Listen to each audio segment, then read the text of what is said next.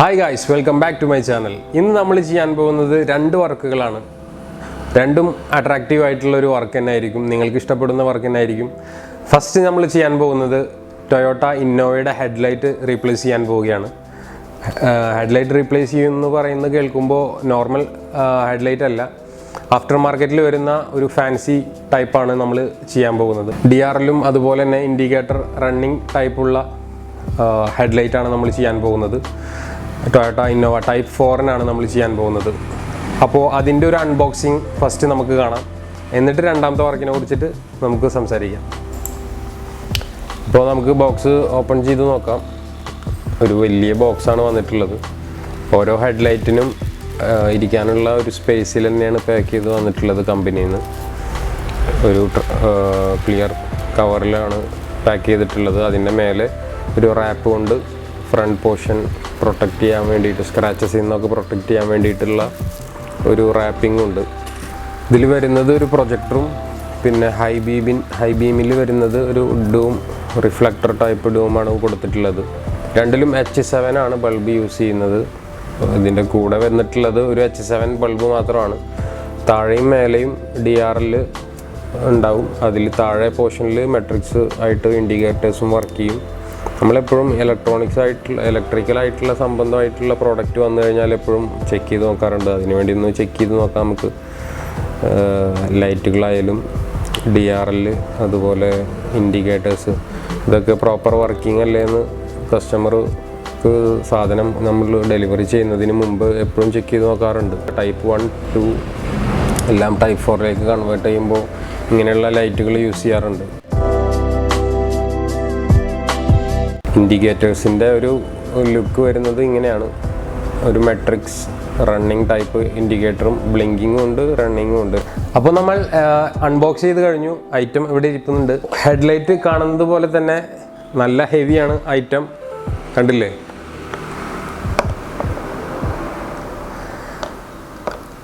ഇതിൽ ഫസ്റ്റ് വരുന്നത് പ്രൊജക്ടർ ഹെഡ്ലൈറ്റാണ് വരിക. എന്താ സെക്കൻഡ് വൺ വരുന്നത് റിഫ്ലക്ടറാണ്. നമ്മുടെ നോർമൽ ഹെഡ്ലൈറ്റിൽ വരുന്ന പോലെ തന്നെ റിഫ്ലക്ടറുള്ള ഒരു ചെറിയ ഡൂമാണ് അതിൽ വരുന്നത്. സാധാരണ ടൈപ്പ് 4 ഇന്നോവ സിംഗിൾ ബൾബ് ഹെഡ്ലൈറ്റാണ് വരുന്നത്. ഇതിന് ഡബിളാണ് വരുന്നത്. ഇതിൻ്റെ ഈ കാണുന്ന ഈ പോർഷനാണ് DRL വരുന്നത്. അത് തന്നെ ഇൻഡിക്കേറ്റേഴ്സായിട്ടും ആക്ട് ചെയ്യും. അതേപോലെ തന്നെ ഈ ടോപ്പിൽ വന്നിട്ടുള്ള ഈ ഒരു വൈറ്റ് പോർഷൻ അതും ഒരു DRL തന്നെയാണ്. പിന്നെ ഇതിൽ വരുന്ന ബൾബ് എന്ന് പറയുമ്പോൾ H7 ആണ് ബൾബ് വരുന്നത്. സാധാരണ ഇന്നോവ ഹെഡ്ലൈറ്റിൽ വരുന്നത് 9005 എന്ന് പറഞ്ഞിട്ടുള്ള ഒരു മോഡലാണ്. ചിലത് H4 വരാറുണ്ട് കുറച്ച് മുമ്പത്തെ ഹെഡ്ലൈറ്റിലൊക്കെ. H4 അതെല്ലാം ബൾബ് ഹോൾഡറിൻ്റെ ഓരോ നമ്പേഴ്സാണ്. H4 അതുപോലെ H7 അങ്ങനെയുള്ളതെല്ലാം. അപ്പോൾ എന്തായാലും ഇത് നമുക്ക് ഫിറ്റ് ചെയ്യുന്ന കാണാം. അതിനു മുമ്പേ 1-2 കാര്യങ്ങൾ കൂടി പറയാറുണ്ട്. ഇത് ഫിറ്റ് ചെയ്യുമ്പോൾ വാറണ്ടി അങ്ങനെയുള്ള പ്രശ്നങ്ങളൊന്നും ബാധിക്കുന്നില്ല. കാരണം എല്ലാം പ്ലഗ് ആൻഡ് പ്ലേ ആണ്. ഇതിൻ്റെ കൂടെ വരുന്നതെല്ലാം കമ്പനി പ്ലഗുമായിട്ട് കണക്ട് ചെയ്യാൻ പറ്റുന്നതാണ്. ഞാൻ കാണിച്ചു തരാം.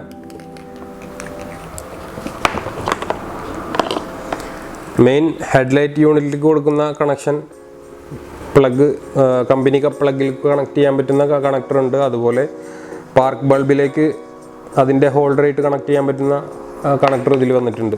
അപ്പോൾ ജസ്റ്റ് പ്ലഗ് ചെയ്താൽ മതി. അതുപോലെ തന്നെ കമ്പനി കൊടുത്തിട്ടുള്ള സ്ക്രൂയിങ് പോർഷനിൽ തന്നെയാണ് കറക്റ്റ് വന്നിട്ടുള്ളത്. നമുക്ക് വേറെ എക്സ്ട്രാ ഡെൻറ്റിങ് വർക്കോ അല്ലെങ്കിൽ ഫൈബർ പാച്ചിങ് അതിൻ്റെ ഒന്നും ഒരു ആവശ്യം വരുന്നില്ല. അത് ഹെഡ്ലൈറ്റ് ഊരിയെടുക്കുക, ഇത് അങ്ങോട്ട് ജസ്റ്റ് ഇൻസ്റ്റാൾ ചെയ്ത് സ്ക്രൂ ചെയ്താൽ സാധനം ഫിറ്റാണ്. ചിലപ്പോൾ നമുക്ക് അതിൻ്റെ ബമ്പർ ഒന്ന് ലൂസ് ചെയ്യേണ്ടി വരും ഇതൊന്ന് കയറ്റി വെക്കാൻ വേണ്ടിയിട്ട്. അപ്പോൾ അതിൻ്റെ വർക്ക് എന്തായാലും അതിൻ്റെ വീഡിയോയിലോട്ട് പോകാം. അതിനു മുമ്പേ ഞാൻ രണ്ടാമത് ഒരു വർക്കും കൂടി ഉണ്ടെന്ന് പറഞ്ഞിരുന്നു. അത് ഈ വീഡിയോ കഴിഞ്ഞിട്ട് കാണാം. അപ്പോൾ ഫ്രണ്ട് ബമ്പർ എന്തായാലും ലൂസൻ ചെയ്തിട്ട് വേണം ഹെഡ്ലൈറ്റ് കയറ്റാൻ വേണ്ടിയിട്ട്. അപ്പോൾ ഫ്രണ്ടിലെ ഗ്രില്ലെല്ലാം അഴിച്ചു മാറ്റിയിട്ടുണ്ട്. പിന്നെ ബമ്പറിൻ്റെ സ്ക്രൂസ് അതുപോലെ ക്ലിപ്പുകളൊക്കെ ലൂസൻ ചെയ്തിട്ടിട്ടുണ്ട്. ഇനി നമുക്ക് ഹെഡ്ലൈറ്റിൻ്റെ കണക്ഷനൊക്കെ അൺപ്ലഗ് ചെയ്തതിന് ശേഷം നമ്മുടെ പുതിയ ഹെഡ്ലൈറ്റ് ഇൻസ്റ്റാൾ ചെയ്യാം. സെയിം പ്ലഗ് ആൻഡ് പ്ലേ ആണ്. അതുകൊണ്ട് കൂടുതൽ കോംപ്ലിക്കേഷൻസ് ഒന്നുമില്ല. ഇതിൽ ഓൾറെഡി ഉണ്ടായിരുന്നത് HID ബൾബാണ് ഉണ്ടായിരുന്നത്. ഈ നമുക്കുള്ള ഇപ്പോഴത്തെ ഹെഡ്ലൈറ്റിലും നമുക്ക് HID ബൾബൊക്കെ യൂസ് ചെയ്യാം.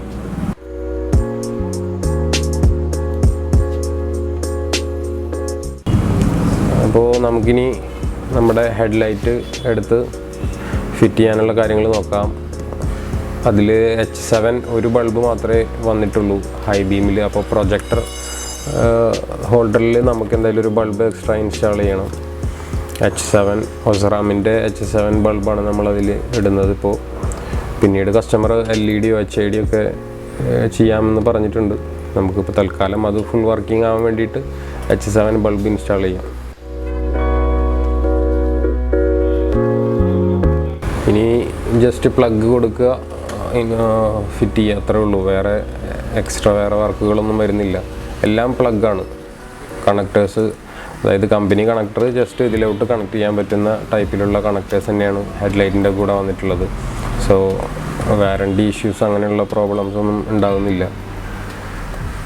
എല്ലാം ഓൾമോസ്റ്റ് കണക്ട് ചെയ്ത് കഴിഞ്ഞു. ഇനി നമുക്ക് അത് ഫിറ്റ് ചെയ്യാം. ഫിറ്റ് ചെയ്തിട്ടുള്ള ലുക്ക് എങ്ങനെയുണ്ടെന്ന് നോക്കാം. ഒരു ഹെഡ്ലൈറ്റ് നമ്മൾ ഓൾറെഡി ഫിറ്റ് ചെയ്ത് കഴിഞ്ഞു. അതൊന്ന് DRL ഒന്ന് കത്തിച്ച് നോക്കി നോക്കാം. ഇങ്ങനെയാണ് അതിൻ്റെ ഒരു ലുക്ക് വരുന്നത്. ഹെഡ്ലൈറ്റ് അതുപോലെ പ്രൊജക്ടർ. ഇനി രണ്ടും കത്തിച്ചതിന് ശേഷം നമുക്ക് അതിൻ്റെ ഇൻഡിക്കേറ്റേഴ്സൊക്കെ ഒന്ന് പ്രോപ്പർ വർക്കിംഗ് അല്ലേ എന്നൊക്കെ ഒന്ന് നോക്കാം. സെക്കൻഡ് വണ്ണും നമ്മൾ ഇൻസ്റ്റാൾ ചെയ്തു. അപ്പോൾ ഇങ്ങനെയാണ് അതിൻ്റെ ഫൈനൽ റിസൾട്ട് വന്നിട്ടുള്ളത്. ഇൻഡിക്കേറ്റേഴ്സ്, ഹസാർഡ് ലൈറ്റ് ഇട്ടിട്ടുള്ള രണ്ടും ഒരുമിച്ചാണ് ഇപ്പോൾ വർക്ക് ചെയ്യിപ്പിക്കുന്നത്. ബ്രൈറ്റും ഡിമ്മും അതുപോലെ മുകളിൽ വരുന്ന DRLും എല്ലാം പ്രോപ്പർ വർക്കിംഗ് ആണ്. നല്ലൊരു ലുക്ക് വന്നിട്ടുണ്ട് വണ്ടിക്ക്. ആ പഴയൊരു ലുക്ക് തന്നെ മാറി വണ്ടിയുടെ ഈ ഹെഡ്ലൈറ്റ് വന്നപ്പോൾ. അത്രയും ഒരുവിധം എല്ലാവരും ഈ Type 4 ഇന്നോവയിൽ ഈ ഹെഡ്ലൈറ്റ് തന്നെയാണ് ചെയ്യുന്നത്.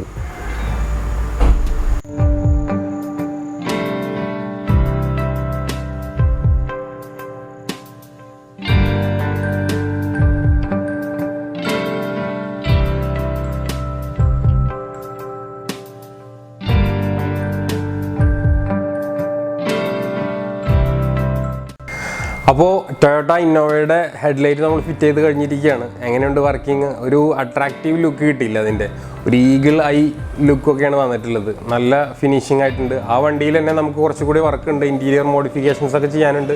വരും വീഡിയോകളിൽ അത് ഉണ്ടായിരിക്കുന്നതായിരിക്കും. അപ്പോൾ ആ വർക്ക് കഴിഞ്ഞിരിക്കുകയാണ്. ഇനി നമുക്കുള്ളത് മാരുതി സുസുക്കി ബ്രസയ്ക്ക് ഒരു ഫുള്ളി ആൻഡ്രോയിഡ് സ്റ്റീരിയോ ഇൻസ്റ്റാൾ ചെയ്യാനാണുള്ളത്. അതിന് നമ്മൾ സെലക്ട് ചെയ്തിട്ടുള്ള ബ്രാൻഡ് നമ്മുടെ ആസ് യൂഷ്വൽ മെഗാസോണിക്കാണ് നമ്മൾ സെലക്ട് ചെയ്തിട്ടുള്ളത്. അതിവിടെ ഞാൻ വെച്ചിട്ടുണ്ട്. നല്ലൊരു പ്രീമിയം ക്വാളിറ്റി പാക്കിംഗ് തന്നെയാണ് മെഗാസോണിക്ക് തന്നിട്ടുള്ളത്. ഇതെന്തായാലും നമുക്കൊന്ന് അൺബോക്സ് ചെയ്ത് നോക്കാം. ഇതിൻ്റെ ഉള്ളിൽ എന്തൊക്കെയാണ് ഇതിൻ്റെ കൂടെ വരുന്നത്, അങ്ങനെയുള്ള കാര്യങ്ങളൊക്കെ. എന്നിട്ട് അതിൻ്റെ ശേഷം നമുക്ക് ഫിറ്റിങ്ങിലോട്ട് കിടക്കാം. ഓക്കെ, അപ്പോൾ മെഗാസോണിക്ക് നമുക്കൊന്ന് അൺബോക്സ് ചെയ്ത് നോക്കാം. ഇതിൽ ഫ്രണ്ടിൽ കാണിക്കുന്നത് IPS ഡിസ്പ്ലേ ആണ്. പിന്നെ wifi, Bluetooth, GPS, guerrilla glass ആണ് ഇതിൻ്റെ ഫ്രണ്ടിലത്തെ ഗ്ലാസ് വരുന്നത്. അതുപോലെ ഫുൾ HD 1080. പിന്നെ ആൻഡ്രോയിഡിൻ്റെ കുറച്ച് ഓപ്ഷൻസ്. ഇതിൻ്റെ ടാഗ് ലൈൻ തന്നെ creates new life style for your journey, Megasonic. Okay, അപ്പോൾ നമുക്കൊന്ന് അൺബോക്സ് ചെയ്ത് നോക്കാം. സെയിം നമ്മൾ കണ്ട പോലെ തന്നെ ഇതിലും അതിൻ്റെ ഡീറ്റെയിലും കാര്യങ്ങളൊക്കെ കൊടുത്തിട്ടുണ്ട്. ഒരു ബബിൾ റാപ്പ് ചെയ്തിട്ടുള്ള കുറച്ച് കവറുകളൊക്കെ ഉണ്ടായിരുന്നു. ഞാനിത് ആദ്യം തുറന്ന് നോക്കിയതാണ്. അപ്പോൾ ഇതിൻ്റെ കൂടെ നമുക്ക് വരുന്നത് സ്റ്റീരിയോ കണക്ടറാണിത്, കപ്ലർ. അതായത് കമ്പനി കണക്ടേഴ്സിലേക്ക് കൊടുക്കാനുള്ള കപ്ലറാണിത്. അപ്പോൾ അതുകൊണ്ട് നമുക്ക് വയർ കട്ടിങ് അങ്ങനെയുള്ള കാര്യങ്ങളൊന്നും വേണ്ടി വരില്ല. ഇതതിൻ്റെ FM ആൻറ്റിന പിന്നാണ്. അത് കഴിഞ്ഞാൽ പിന്നെ അതിൻ്റെ കൂടെ വരുന്നത് USB പോർട്ടിൻ്റെ കേബിൾസാണ്, 2 എണ്ണം വരും. അത് ഗ്ലോ ബോക്സിലേക്കാണ് വരിക. അത് കഴിഞ്ഞാൽ കണക്ടേഴ്സൊക്കെ ഓരോ വീഡിയോ ഔട്ടിൻ്റെയും അതുപോലെ ആംബ്, ഓഡിയോ ഔട്ട്, അങ്ങനെയുള്ള ഔട്ടിനൊക്കെ ആയിട്ട് ഓക്സി കേബിൾ അങ്ങനെയുള്ള കാര്യത്തിൻ്റെ ഒക്കെ കേബിളാണത്. പിന്നെ വരുന്നത് GPS ആൻറ്റിനയാണ്. നമ്മുടെ കറക്റ്റ് ലൊക്കേഷൻ ട്രാക്കിങ്ങിനൊക്കെ ബെസ്റ്റാണ്. ഇങ്ങനെ GPS ആൻറ്റിന ഒരുവിധം എല്ലാ ആൻഡ്രോയിഡ് സ്റ്റീരിയോസിൻ്റെ കൂടെയും GPS ആൻറ്റിന വരുന്നുണ്ട്. പിന്നെ ഇതിൻ്റെ ഒരു ഹൈലൈറ്റ് എന്ന് പറയുമ്പോൾ മെഗാസോണിക്കിൻ്റെ ആൻഡ്രോയിഡ് സ്റ്റീരിയോയുടെ കൂടെയാണ് മൈക്ക് കൊടുക്കുന്നത്. അതായത് പൈനിയർ, സോണി പോലുള്ള ഡബിൾ ഡിൻ സ്റ്റീരിയോസിൻ്റെ കൂടെയാണത് ഞാൻ കൂടുതലും കണ്ടിട്ടുള്ളത്. വേറൊരു ആൻഡ്രോയിഡ് സ്റ്റീരിയോയും മൈക്ക് കൊടുക്കുന്നത് അങ്ങനെ കണ്ടിട്ടില്ല. മെഗാസോണിക്കിൻ്റെ ഒരു പ്രത്യേകതയാണത്. മൈക്ക് അതിൻ്റെ കൂടെ വരുന്നുണ്ട്. അപ്പോൾ നമ്മുടെ കോൾസും കാര്യങ്ങൾക്കൊക്കെ ഒന്നും കൂടി ഓഡിയോ ക്ലാരിറ്റി കൂടും. പിന്നെ മറ്റുള്ള ആൻഡ്രോയിഡ് സ്റ്റീരിയോസിൽ ഇൻബിൽഡ് മൈക്ക് വരുന്നതാണ്. അപ്പോൾ നമുക്ക് നമ്മുടെ സ്റ്റീരിയോ കാണാം. ഇങ്ങനെയാണ് ബ്രസയുടെ സ്റ്റീരിയോ വരുന്നത്. നമുക്ക് ഈ ട്രാൻസ്പാരൻറ്റ് പേപ്പറൊന്ന് മാറ്റാം. ഇങ്ങനെയാണ് വരുന്നത് ബ്രസയുടെ സ്റ്റീരിയോ പാനൽ. ഇങ്ങനെയാണ് വരിക. ഫുൾ ഓപ്ഷൻ വണ്ടികളിൽ വരുന്ന ആ ഒരു ഫിനിഷിങ് തന്നെ ഇതിനും കിട്ടും. 9 ഇഞ്ച് സ്ക്രീനാണ്, ഗൊറില്ല ഗ്ലാസ്സാണ്, IPS ഡിസ്പ്ലേ ആണ്, ടച്ചൊക്കെ വളരെ സ്മൂത്താണ്. ഹോം ബട്ടൺ, അതുപോലെ വോളിയം ബട്ടൺ, അങ്ങനെയുള്ള കാര്യങ്ങൾ അതൊക്കെ അതിലൊക്കെ ലൈറ്റ് ഇൻഡിക്കേഷൻ ഉണ്ട്. പിന്നെ ഇങ്ങനെയുള്ള ഈ ഒരു ആൻഡ്രോയിഡിൻ്റെ ഒരു പ്രത്യേകത എന്താണെന്ന് വെച്ചാൽ ഇതിൻ്റെ ഓഡിയോ ഔട്ട് ഭയങ്കര സംഭവമാണ്. ഈ ഒരു മെഗാസോണിക് എന്ന് പറഞ്ഞ ബ്രാൻഡ്, മറ്റൊരു ബ്രാൻഡിലും ഞാൻ അങ്ങനെ ഒരു ഓഡിയോ ഔട്ട് കണ്ടിട്ടില്ല. പൈനിയർ, സോണി അങ്ങനെയുള്ള ബ്രാൻഡുകൾ ആണ് അത്രയും നല്ല ക്വാളിറ്റി ഓഡിയോ ഔട്ട് കൊടുക്കുന്നത്. മെഗാസോണിക് സെലക്ട് ചെയ്യാൻ കാരണം തന്നെ അതിൻ്റെ ഓഡിയോ ഔട്ട്പുട്ടാണ്. സാധാരണ ആൻഡ്രോയിഡ് സ്റ്റീരിയോകളിൽ ഓഡിയോ ഔട്ട് കുറച്ച് കുറവായിരിക്കും. അപ്പോൾ നമ്മുടെ വണ്ടി വന്നിട്ടുണ്ട്. അപ്പോൾ അതിൻ്റെ ഫിറ്റിങ് നമുക്ക് കാണാം. ഓക്കെ, അപ്പോൾ അതൊക്കെയാണ് അതിൻ്റെ ഉള്ളിലുള്ള, അതിൻ്റെ കൂടെ പാക്കിങ്ങിൽ വന്നിട്ടുള്ള ഐറ്റംസ്. മൈക്ക്, അതുപോലുള്ള വയറിങ്ങും കാര്യങ്ങളെല്ലാം നിങ്ങൾക്ക് ഞാൻ കാണിച്ചു തന്നു. ഇനി നമുക്കിത് ഇൻസ്റ്റാൾ ചെയ്യാം. ബ്രസ റെഡിയാണ് ഇവിടെ. അപ്പോൾ ഇനി നമുക്ക് ഇൻസ്റ്റാളേഷനിലേക്ക് പോവാം. ഇൻസ്റ്റാളിങ്ങും എങ്ങനെയാണ് അതിൻ്റെ കാര്യങ്ങൾ, പിന്നെ അതുപോലെ ആഫ്റ്റർ ഇൻസ്റ്റാളേഷൻ അതിൻ്റെ ഓപ്പറേറ്റിംഗ് കാര്യങ്ങൾ, അപ്പോൾ അതൊക്കെ നമുക്ക് വീഡിയോയിൽ കാണാം. അപ്പോൾ നമുക്ക് എന്തായാലും ഫിറ്റിങ്ങിലോട്ട് പോവാം. ഓക്കെ, ഓൾറെഡി സ്റ്റീരിയോ പാനലുകളൊക്കെ നമ്മൾ അഴിച്ചു തുടങ്ങി. കമ്പനി സ്റ്റീരിയോ, ഒറിജിനൽ സ്റ്റീരിയോ നമ്മൾ അഴിച്ചു മാറ്റി. അതിനുശേഷം നമുക്ക് കണക്ഷൻ കൊടുക്കാനുള്ള GPS ആൻറ്റിന, അതുപോലെ മൈക്ക്, അതിൻ്റെ എല്ലാ ലൈൻ ഓൾറെഡി നമ്മൾ വലിച്ചു കഴിഞ്ഞു. പില്ലേഴ്സിൻ്റെ ഉള്ളിലൂടെയാണ് നമ്മൾ അതിൻ്റെ കണക്ഷൻ എടുക്കുന്നത്. അതുപോലെ മറ്റുള്ള FM ആൻറ്റിന പിന്നിൻ്റെ വയറ്, അതുപോലെ മൈക്കിൻ്റെ വയറ്, ആൻറ്റിന, GPS ആൻറ്റിനയുടെ വയർസ്, അതുപോലെ റിവേഴ്സ് ക്യാമറയുടെ വയർ, അങ്ങനെയുള്ള സംഭവങ്ങളൊക്കെ ഒന്ന് സെറ്റ് ചെയ്തുകൊണ്ടിരിക്കുകയാണ്. അപ്പോൾ എല്ലാം ക്ലിയറായി സെറ്റ് ചെയ്തിട്ടുണ്ട്. ഇനി നമുക്ക് ജസ്റ്റ് ആൻഡ്രോയിഡ് സ്റ്റീരിയോയിലേക്ക് കണക്ഷൻ കൊടുക്കേണ്ട കാര്യമുള്ളൂ. ഓരോന്നായിട്ട് നമുക്ക് കണക്ട് ചെയ്യാം. ഇപ്പോൾ കണക്ട് ചെയ്യുന്നത് GPS ആൻറ്റിനയുടേതാണ്. അത് കഴിഞ്ഞിട്ട് ക്യാമറ, അതുപോലെ മൈക്ക്, അതുപോലെ പവർ സോക്കറ്റ്, അങ്ങനെയുള്ളതൊക്കെ കണക്ട് ചെയ്തതിന് ശേഷം ജസ്റ്റ് ഒന്ന് പവർ ഓൺ ചെയ്ത്, നമ്മൾ ഓൾറെഡി ചെക്ക് ചെയ്തതാണ്, എന്നാലും ഒന്ന് പവർ ഓൺ ചെയ്ത് ഡിസ്പ്ലേ ഒക്കെ ഒന്ന് ചെക്ക് ചെയ്തിട്ട് നമുക്ക് ഫിറ്റ് ചെയ്യാം. അപ്പോൾ സ്റ്റീരിയോ ഓൺ ആയിട്ടുണ്ട്. എപ്പോഴും കാണുന്നത് പോലെ ആൻഡ്രോയിഡിൻ്റെ ആ ഒരു ദേശീയ ചിഹ്നം വന്നിട്ടുണ്ട്, റോബോട്ടിൻ്റെ ഒരു ആ ഗ്രീൻ കളറിലുള്ള. അപ്പോൾ സ്റ്റീരിയോ ഓൺ ആക്കിയിട്ടുള്ള വിഷ്വൽസൊക്കെ ഒന്ന് നമുക്ക് ചെക്ക് ചെയ്ത് നോക്കാം. നമ്മൾ USB ഒക്കെ ഒന്ന് കണക്ട് ചെയ്തു. അതിൻ്റെ വീഡിയോ ക്വാളിറ്റി, അതുപോലെ ഓഡിയോ ക്വാളിറ്റി, അങ്ങനെയുള്ളതൊക്കെ ചെക്ക് ചെയ്യുന്നുണ്ട്. റിവേഴ്സ് ക്യാമറ ഇൻസ്റ്റാൾ ചെയ്യാൻ വേണ്ടിയിട്ട്, കണക്ട് ചെയ്യാൻ വേണ്ടിയിട്ടും അതിൻ്റെ ഔട്ട്പുട്ടൊക്കെ ഒന്ന് ചെക്ക് ചെയ്തു. ഇനി പാനൽ ജസ്റ്റ് കയറ്റി വയ്ക്കാൻ പോവുകയാണ്. അതിൻ്റെ ആ ക്ലിപ്പുകൾ, കമ്പനി പാനലിൽ വരുന്ന ക്ലിപ്പുകൾ തന്നെയാണ് ഇതിൽ വെച്ചിട്ട് നമ്മൾ ലോക്ക് ചെയ്യുന്നത്. ഇത് ജസ്റ്റ് വെച്ച് പ്രസ് ചെയ്യേണ്ട ആവശ്യമുള്ളൂ. വേറെ മറ്റുള്ള സ്റ്റീരിയോസ് ചെയ്യുന്നത് പോലെ വേറെ പാനലിൽ അഡ്ജസ്റ്റ് ചെയ്തിട്ട് അങ്ങനെയുള്ള ചെയ്യേണ്ട ഒരു കാര്യമില്ല. ഇത് വളരെ സിമ്പിളാണ് ഇതിൻ്റെ ഇൻസ്റ്റാളേഷൻ. ഹസാർഡ് ലൈറ്റ്, അതുപോലെ AC വെൻറ്റിൻ്റെ ആ ഒരു പോർഷൻ അഴിച്ചു മാറ്റിയതിന് ശേഷമേ ഈ സ്റ്റീരിയോ അഴിച്ചു മാറ്റാൻ പറ്റിയിരുന്നുള്ളൂ. അതുകൊണ്ടാണ് അതൊക്കെ അഴിച്ചത്. രണ്ടാമതും റീകണക്ട് ചെയ്തിട്ടുണ്ട്. അപ്പോൾ നമ്മളുടെ ഇൻസ്റ്റാളേഷൻ ഓൾറെഡി ഫിനിഷ് ആയിരിക്കുകയാണ്. ഓപ്പറേഷനും കാര്യങ്ങളൊക്കെ കസ്റ്റമറിനൊന്ന് എക്സ്പ്ലെയിൻ ചെയ്ത് കൊടുക്കണം, വേറെ ഒന്നുമില്ല. ഇതിന് നമ്മൾ ഒരു ഹോട്ട്സ്പോട്ട് കണക്ഷൻ ഓണാക്കി കൊടുത്തു കഴിഞ്ഞാൽ വൈഫൈ ഉപയോഗിച്ചിട്ട് ഇതിലൊരുപാട് ഫങ്ഷൻസ് നമുക്ക് യൂസ് ചെയ്യാം. ഒരു ഫോൺ പോലെ തന്നെ നമുക്ക് യൂസ് ചെയ്യാം. പ്ലേ സ്റ്റോറിൽ കയറി എല്ലാം ഡൗൺലോഡ് ചെയ്യാം. വാട്സപ്പ്, ഫേസ്ബുക്ക്, അതുപോലെ യൂട്യൂബ്.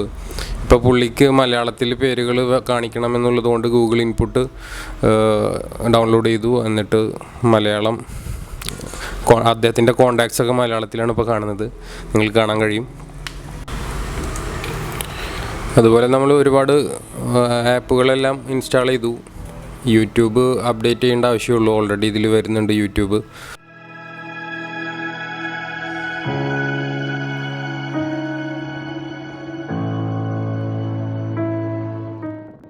അപ്പോൾ ഇന്നത്തെ ഒരു വീഡിയോ നിങ്ങൾക്ക് ഇഷ്ടപ്പെട്ടെന്ന് കരുതുന്നു. രണ്ടും അട്രാക്റ്റീവ് ആയിട്ടുള്ള വർക്കാണ് എന്ന് ഞാൻ കരുതുന്നു. നിങ്ങൾക്ക് ഇഷ്ടപ്പെട്ടെന്ന് കരുതുന്നു. നിങ്ങൾക്ക് അതുമായിട്ട് എന്തെങ്കിലും ഡൗട്ടുകൾ കാര്യങ്ങളൊക്കെ ഉണ്ടെങ്കിൽ നിങ്ങൾ വാട്സപ്പിൽ മെസ്സേജ് ചെയ്യുക, അല്ലെങ്കിൽ ഫേസ്ബുക്ക് പേജുകളിലൊക്കെ മെസ്സേജ് ചെയ്യുക. നമ്മുടെ ഇൻസ്റ്റ അതുപോലെയുള്ള മറ്റു പ്ലാറ്റ്ഫോമുകളുടെ എല്ലാം ലിങ്ക് ഞാൻ ഡിസ്ക്രിപ്ഷനിൽ കൊടുക്കുന്നുണ്ട്, കയറി നോക്കുക എല്ലാവരും. ഞാൻ ഇതിൻ്റെ പ്രൈസ് കൂടി പറയുകയാണ്. സാധാരണ പ്രൈസ് ഞാൻ പറയുന്നില്ല എന്നുള്ള കമൻറ്റിൽ ഒരുപാട് ഞാൻ കാണുന്നുണ്ട്. ഈ ഒരു ഹെഡ്ലൈറ്റ്, ടൊയോട്ട ഇന്നോവയുടെ ഹെഡ്ലൈറ്റ് വരുന്നത് ഒരു ആവറേജ് പ്രൈസ് വരുന്നത് 22,000 to 24,000. ഇതിൻ്റെ ഇടയിലാണ് പ്രൈസ് വരുന്നത്. അത് പല സപ്ലയേഴ്സിൻ്റെയും പല കമ്പനീസിൻ്റെയും അതിനനുസരിച്ച് അങ്ങോട്ടും ഇങ്ങോട്ടും വേരിയേഷൻ വരാം. എന്നാലും ഞാനൊരു ആവറേജ് പ്രൈസ് പറഞ്ഞതാണ്. 22,000 മുതൽ 24,000 വരെയുള്ള ഒരു പ്രൈസ് റേഞ്ചാണ് അതിന് വരുന്നത്. അതുപോലെ മെഗാസോണിക്കിൻ്റെ ആൻഡ്രോയിഡ് സ്റ്റീരിയോ വരുന്നത് ഓൾമോസ്റ്റ് ഒരു 17,000 ആ റേഞ്ചിലൊക്കെയാണ് ബ്രസയുടെ ആൻഡ്രോയിഡ് സ്റ്റീരിയോ വരുന്നത്. ചില ടൈമിൽ 16,000-നും ചെയ്യാൻ പറ്റാറുണ്ട്. അപ്പോൾ അങ്ങനെയാണ് അതിൻ്റെ പ്രൈസ് റേഞ്ച് വരുന്നത്. ഇനിയും ഇങ്ങനെയുള്ള വ്യത്യസ്തമായ വീഡിയോകൾ കാണാനായിട്ട് നമ്മുടെ ചാനൽ സബ്സ്ക്രൈബ് ചെയ്യാൻ മറക്കരുത്. ലൈക്ക് ചെയ്യുക, ഷെയർ ചെയ്യുക, ഫ്രണ്ട്സിനൊക്കെ ഷെയർ ചെയ്ത് കൊടുക്കുക. അപ്പോൾ ഇനി മറ്റൊരു വീഡിയോ ആയിട്ട് തീർച്ചയായും തിരിച്ചു വരാം. അതുവരെ see you, bye.